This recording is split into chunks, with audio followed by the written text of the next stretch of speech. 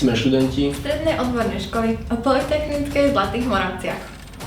Odbor podnikateľ pre rozvoj vidieka. A máš blízky vzťah k prírode? Zvieratám, pôde turizmu. neváhaj prihlásať na našu školu. Pozývať ťa ku štúdiu Ktoré ti otvorí cesty.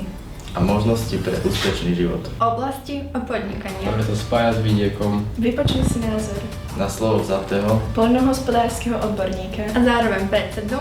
Nitrianskeho samosprávneho kraja.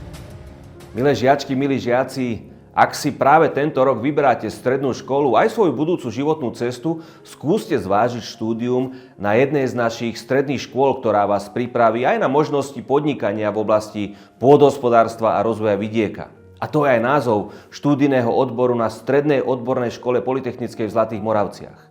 Práve na tejto škole a v tomto odbore môžete rozvinúť svoje nápady a podnikateľského ducha, najmä v oblasti vinohradníctva a chovu koní, ktoré majú v našom kraji aj dlhoročnú tradíciu. Škola totiž nadviazala spoluprácu s Národným žrebčínom a vinárskymi závodmi v Topolčiankach, ktoré patria bez pochyby určite k tomu najkvalitnejšiemu, čo pôdohospodárstvo a turizmus v regióne ponúka. Ako absolventi môžete pokračovať v štúdiu na SPU v Nitre alebo sa pustiť rovno do podnikania.